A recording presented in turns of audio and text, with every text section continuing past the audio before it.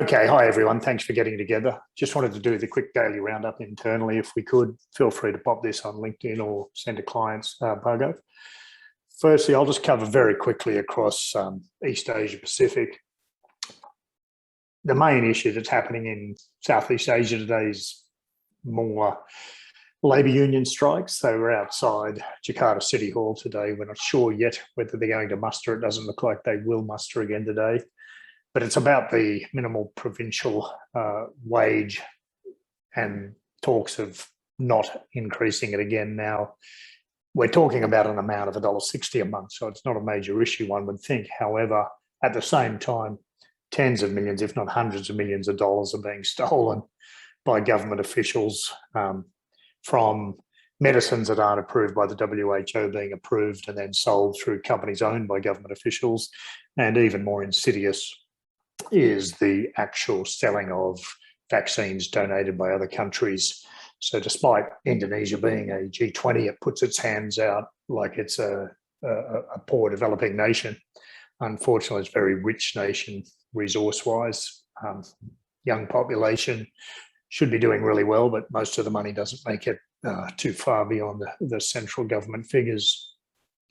Other issues happening in Southeast Asia are ongoing floods in Indonesia, particularly in Kalimantan. Of course, our daily assessment summarises the woe that is Myanmar, but fundamentally we've got an illegitimate government proving that they're fairly clueless, not only at governing, but also at security. And they've got a young, naive population that's wanting to take them head on. So that's spiralling downwards. We've had a lot of deaths overnight, and that's all in our Myanmar daily assessment report. On the COVID side, Malaysia's opening up its land border with Singapore on November 29. Singapore and Malaysia have also nominated the 6 airlines that are doing the vaccine travel lane between the two countries. Hanoi and Australia are relaxing measures, and again, the states running their own show down under. The big blunder down under has been a little bit farcical between the Prime Minister wanting to do one thing, the governors wanting to do another, and once again showing that Australia's overgoverned. On a positive note, Thailand has progressed their red line in Bangkok that goes from Talinchan in the southwest of Bangkok up to Bang Sue in the north-northeast. It's a major MRT line, and it's basically been on trial free. On the 29th of November, it'll start full commercial operations.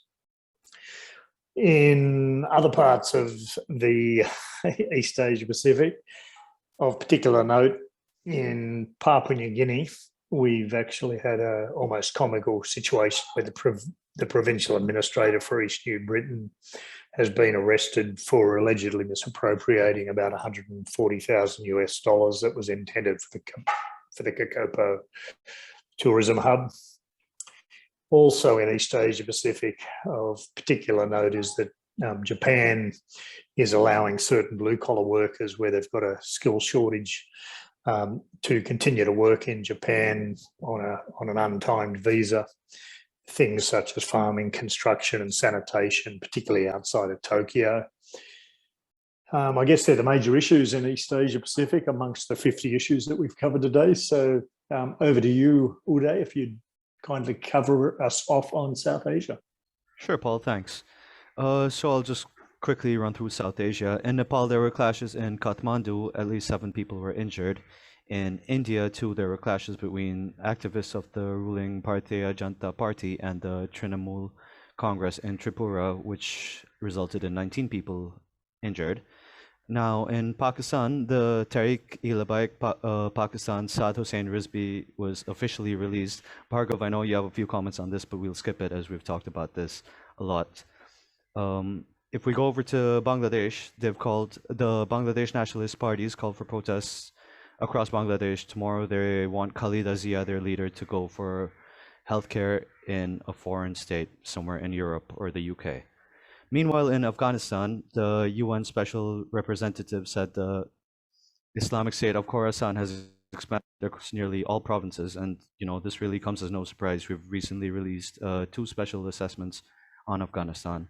So, yeah, in terms of the big news that comes out of South Asia, the Indian Prime Minister Modi announced that the government would repeal the three controversial farm laws. Now, these laws motivated protests across the country, especially in the north, and there were blockades around Delhi. There's a lot of violence, farmers have been killed, and protests and counter-protests have happened over the last year. So it's interesting because this comes before two key elections next year in Punjab and Uttar Pradesh, where opposition to the laws is the highest. So, Bhargav, do you have any comments on the BJP's U-turn and what this means for conglomerates like Adani, who looked set to take over the agricultural sector? So there are multiple parts to this. First part is their shrewd approach to elections. When they were firmly entrenched in power structure within Uttar Pradesh in the center, as well as some of the other major states in the north, they could actually push through with such a notorious law. But now that these states are approaching elections, and now COVID-19 has played a spoilsport in application or implementation of these laws, they'll have to be a lot more circumspect. Despite having an absolute majority in the center, BJP are always tied down in terms of their state level politics. So that's exactly where the state level politics and the central government kind of differ. Of course, this is peripheral as we are talking about the bigger picture, especially for businesses. With the withdrawal or the repeal of the laws, the tensions around major cities like Delhi are much lower, especially with some security concerns of growing radicalization or the protests being used by Sikh secessionist groups. Sorry for that. Now, that has been a major concern for the security establishment because of their support base in rural Punjab. Uday, would you agree with that assessment? Because Sikh terror groups have been on the down low for some time, but with the protests, that risk was much higher. But Bhargav, I do think the whole risk of the Khalistanis or the Sikh separatists was a bit overstated, and the media kind of sold it to the people. Most of the people who support Sikh separatism, they're sitting in Canada or the UK. So in terms of the actual tangible risk in India, I wouldn't say it's that much. It did contribute to some of the sentiment, but I would go against the media's narrative on this. But it is an important dynamic to keep in mind. And, you know, the repealing of the farm laws will ease the security concerns that the central government has.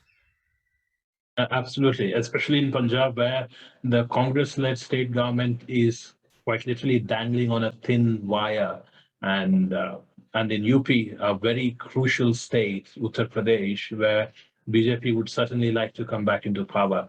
So that's something we need to look forward to next year. When are the elections, Uday? Next year?